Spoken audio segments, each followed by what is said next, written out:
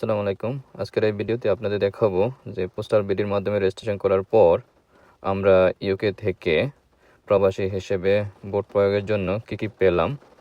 Registration করার পর ঠিক 15 থেকে 20 দিন পর আমরা এই দুইটি লেটার পাই। আমাদের ঠিক অ্যাড্রেস বরাবরে চলে আসে ইউকে অ্যাড্রেসে, এবং এগুলো ঢাকা থেকেই আসলো। তো এর মধ্যে একটা হচ্ছে আমার আর একটা হচ্ছে আমার ওয়াইফের। তো এখন আমরা দেখব দুইটা এনভেলপের ভিতর কি আছে।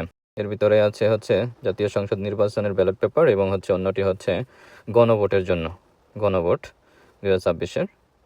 তো এর সাথে সাথে হচ্ছে দুটি খাম, একটা হচ্ছে হলুদ কালারের দেখতে পাচ্ছেন, আর একটা হচ্ছে সাদা কালারের, দুইটা খামই আছে। তো শুরুতেই আমি দেখতে পাচ্ছি একটা গণভোটের একটা ফর্ম দেওয়া আছে, ফর্ম 2 নামে। গণভোটের আমরা ইতিমধ্যে জানি গণভোটের আওতায় কি বিষয় অন্তর্ভুক্ত করা আছে। এখানে দেখতেই পাচ্ছেন গণভোট 2026-এর জন্য পোস্টাল ব্যালট পেপার।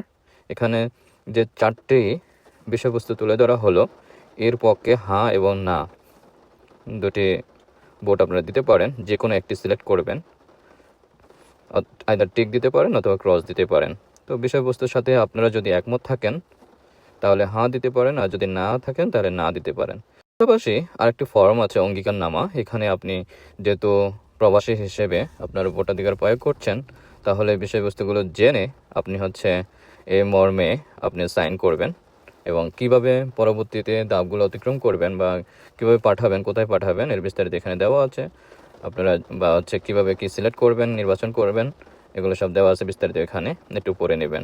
তারপর এখানে দেখা যাচ্ছে যে ত্রয়োদশ সংসদ নির্বাচনের জন্য যেই প্রতীকগুলো বরাদ্দ আছে যে দলের, ঠিক এখানে প্রতীকগুলো দেওয়া আছে। আপনার যে পছন্দ মতো যেটা আছে সেটাতে আপনি আপনার পছন্দের টিক চিহ্ন দিতে পারেন অথবা ক্রস চিহ্ন দিতে পারেন। যেই প্রতীকের পাশে একটা বক্স দেখতে পাচ্ছেন খালি, এই জায়গাতে হচ্ছে আইদার টিক দিতে পারেন অথবা হচ্ছে আপনি একটা ক্রস সাইন দিতে পারেন। এখানে সবগুলো দেওয়া আছে মোটামুটি, শাপলা কলি, হাত পাকা, দাড়িপাল্লা সহ দানের শেষ এবং অন্যান্য প্রতীক, মোটামুটি সবগুলো প্রতীকেই দেওয়া আছে। তো এই প্রতীকগুলো থেকে আপনাকে যে কোনো একটা বেছে নিতে হবে, একাধিক দিলে হবে না, সেক্ষেত্রে ডিসকার্ড হয়ে যেতে পারে। আপনি যে কোনো একটা প্রতীকেই ভোট দিতে হবে, আইদার টিক চিহ্ন অথবা হচ্ছে ক্রস সাইন দিবেন।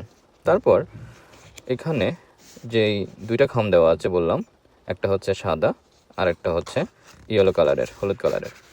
তো ইয়েলো কালারটাই হচ্ছে মূলত রিটার্ন করার জন্য।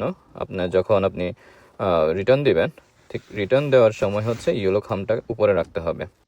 তারপর আপনারা যেটা করবেন যে আপনার গণভোটের ব্যালট এবং হচ্ছে নির্বাচনের ব্যালট একত্র করে এবং অঙ্গীকারনামা সহ প্রথমে সাদা খামের ভিতর ঢুকাবেন এবং পরবর্তীতে হচ্ছে ইয়েলো খামের ভিতরে ঢুকাবেন, হলুদ কালার খামে। তারপরে এই যে সিলটা দেখতে পাচ্ছেন, এটা উঠিয়ে খামটা আটকায় দিবেন। খাম আটকানোর পর নিকটস্থ যে পোস্ট অফিস আছে আপনাদের স্ব এলাকায়, সেই পোস্ট অফিসে জমা দিলেই মোটামুটি চলে যাবে রিটার্নিং অফিসার বরাবর।